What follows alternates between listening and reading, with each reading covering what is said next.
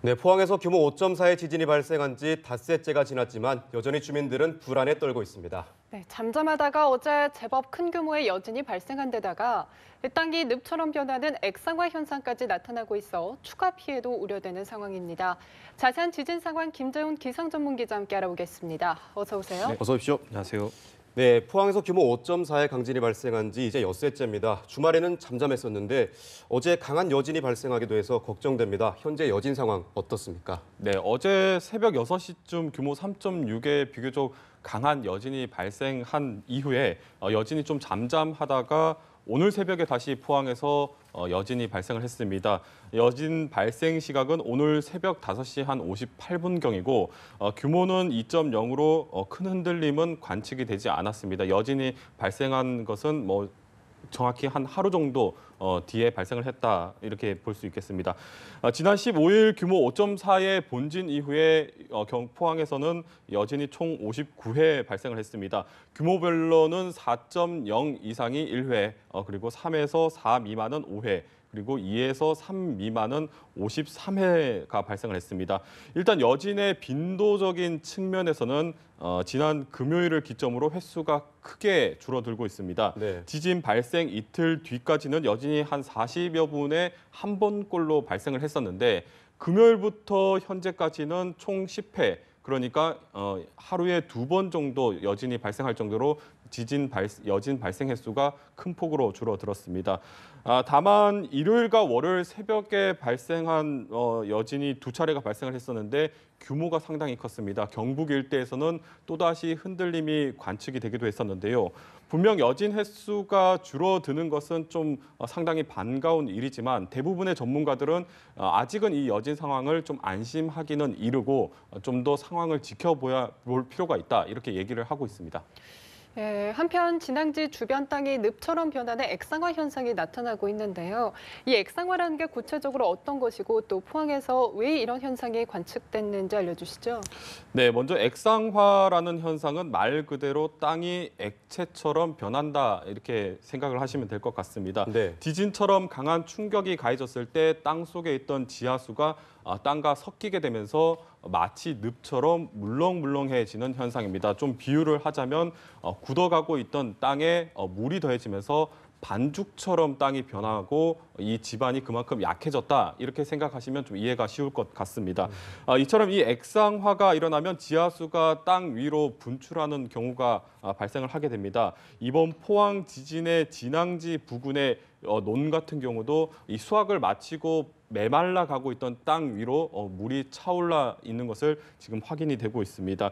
특히 기존에 있던 논과 다른 기존에 있던 논에 있던 흙과 다른 이 모래나 자갈 같은 것들도 지금 계속 관측이 되고 있고 또 액상화의 주요 흔적인 샌드 볼케이노나 머드 볼케이노도 곳곳에서 관측이 되고 있습니다. 네. 따라서 이 영남권 지역의 학자들과 이 지질련은 이런 흔적들을 가지고 이 액상화가 확실시된다라는 의견을 내놓고 현장에서 관련 조사를 실시하고 있습니다. 이 액상화는 큰 지진에서도 나타나지만 무엇보다 이 지질의 상태와 깊은 관련이 있습니다. 만약 지반이 좀 단단한 안반으로 만들어져 있다면 이 지하수가 분출이 된다 하더라도 이 액상화가 잘 일어나지 않는 반면에 이 퇴적층처럼 약한 지반에서는 이 지하수가 분출이 되고 이 땅과 지하수가 섞이게 되면 이 액상화가 발생을 하게 됩니다. 지난주 이번 포항 지진이 규모에 비해서 좀 피해가 컸던 이유로 지반이 약했다라는 것을 전해드렸었는데 이 포항 지반이 이 물과 섞일 정도로 참 약한 지반이었다라는 것을 좀 증명할 수 있는 사례라고 또 얘기를 할 수가 있겠습니다. 현재 기상청 등 정부에서는 어제부터 이 액상화 조사에 본격적으로 착수를 했습니다.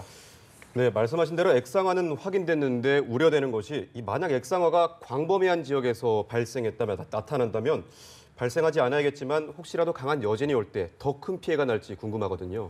네, 앞서 전해드렸듯이 이 액상화가 발생을 하게 된다면 이 지반이 아주 약해지게 됩니다. 특히 만에 하나라도 강한 여진이 발생하게 된다면은 이 약한 지반에 흔들어서 이 큰 추가 피해가 날 수가 있습니다. 일단은 건물 자체의 내진 설계가 아주 잘 되어 있다 하더라도 집안 자체가 붕괴되기 때문에 이 내진 설계가 무용지물이 될 수가 있습니다. 따라서 아주 심각한 피해로 이어질 수가 있다. 이렇게 좀 얘기를 드릴 수가 있겠고, 특히 몇몇 조사에 따르면 이 진앙에서 10km 이상 떨어진 지역에서도 액상화 흔적이 발견이 되고 있습니다. 따라서 이 액상화가 상당히 강범위한 지역에서 나타날 수 있다는 가능성도 지금 배제할 수가 없습니다. 다만 기상청은 현재까지 이 액상화에 대한 판정을 유보한 상태입니다. 액상화 흔적이 곳곳에서 나타나고는 있지만 과거 사례를 봤을 때 지진이 발생했을 때 액상화가 나타나지 않다 하더라도 집안에서 이 지하수가 분출되는 사례가 종종 발생을 했기 때문에 지금까지의 현상 가지고 육안으로는 이 액상화를 좀 판단하기 어렵다 이런 입장을 밝혔습니다. 따라서 어제부터 정부에서는 이 진앙지에서 시추 작업에 들어가면서 여기서 확보한 샘플을 가지고 관련 기관과 검토를 해서 이 액상화 여부를 최종적으로 판단하겠다 이렇게 밝혔습니다. 다만 이 결과가 길게는 한두 달 정도 좀 이어질 수가 지나서야 발표가 될 것으로 보여지고 또 도심지 같은 지역에서는 시추 자체가 좀 어렵다는 점도 제약이 있을 것 같습니다. 뭐 이렇게 액상화에 대한 추가 피해 우려도 나오고 있는 상황에서 모레가 수능일입니다. 뭐 정확히 예측할 수는 없겠지만 여전히 여진이 발생할 가능성은 있는 거죠. 네, 그렇습니다. 대부분의 전문가와 또 기상청의 의견에 따르면 이번 포항의 여진이 적어도 수개월 이상은 지속될 것이다. 뭐 이렇게 내다보고 있습니다. 지진이라는 것이 땅 속에 그간 쌓여 있었던 응축됐던 힘이 분출하는 과정에서 발생을 하게 되는데 이 본진으로 다 해소되지 못했던 힘들이 여진으로 해소가 되고 있다. 이렇게 보시면 되겠습니다. 따라서 이 힘들이 모두 해소가 되기 전까지는 여진이 계속해서 발생을 한다. 이렇게 볼 수가 있겠습니다. 이 문제는 규모인데 흔들림이 없는 작은 규모의 여진이 계속 발생을 한다면 좀 참 좋겠지만 어제처럼 또 비교적 강한 여진이 발생을 할 수가 있습니다. 또 지난 경주 지진의 사례를 봤을 때 경주 지진 같은 경우에도 여진이 잠잠하다가 정확히 일주일이 되는 시점에 규모 4 이상의 아주 강한 여진이 발생한 사례가 있습니다. 따라서 이 포항의 여진도 언제든 좀 강한 여진이 발생을 할 수 있다. 이렇게 좀 가능성을 열어두고 대비를 할 필요가 있겠고 특히 수능이 지진으로 연기가 됐다고는 하지만 이 앞서 전해드렸듯이 이 에너지가 해소되는 측면적으로 봤을 때 이 일주일이라는 시간은 상당히 짧은 시간에 해당됩니다. 따라서 수능일에도 여진이 발생을 하지 않으면 가장 좋겠지만 여진이 발생을 할 수 있다고 생각을 하고 대비를 좀 철저하게 할 필요가 있겠습니다. 네, 수험생들이 무사히 수능을 볼 수 있으면 좋겠는데요. 마지막으로 날씨 한번 알아보겠습니다. 주말부터 때이른 초겨울 추위가 찾아왔었습니다. 오늘도 바람이 꽤 강하게 불었고요. 이번 추위 언제쯤 누그러질까요?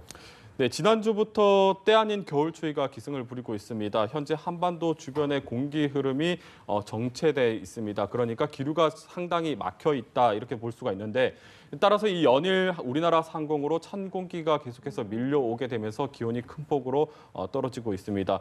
오늘 아침도 대부분 지방이 아주 추운 날씨를 보였습니다. 서울의 수은주가 영하 4.2도, 그리고 경기 파주가 9.7도, 강원 철원은 영하 10도 안팎까지 떨어졌습니다. 한겨울만큼 추웠는데 오후부터는 날이 좀 다소 풀리겠습니다. 이 찬바람이 조금씩 잦아들면서 서울의 낮 기온이 영상 8도 그리고 대전은 10도 안팎까지 오르겠습니다. 평년 수준만큼은 아니지만 어느 정도 추위가 누그러진다 뭐 이렇게 좀 볼 수가 있는데 하지만 이 온화한 날씨가 오래 가지는 않겠습니다. 내일 낮부터 오후부터 다시 찬바람이 불기 시작하면서 좀 추워지겠고 수능일인 목요일에는 서울의 기온이 영하 3도 안팎까지 떨어지면서 다시 영하권 추위가 찾아오겠습니다. 따라서 무엇보다 수험생들은 건강 관리에 좀 주의를 할 필요가 있겠고 특히 이 포항 지역의 이재민들은 지진 또 그리고 여진 공포에 이 영하권 추위까지 좀 이겨내야 하는 상황인데 아무쪼록 좀 이 어려운 시기를 좀 잘 이겨내길 좀 기원해 보겠습니다. 이달 말까지는 눈비 소식이 좀 작겠고요. 기온 변화가 무척 심하게 나타날 것으로 전망이 되고 있습니다. 예, 감기 걸리지 않도록 건강 관리에 유의하셔야겠습니다. 지금까지 김재훈 기상전문기자와 함께 얘기 나눠봤습니다. 고맙습니다.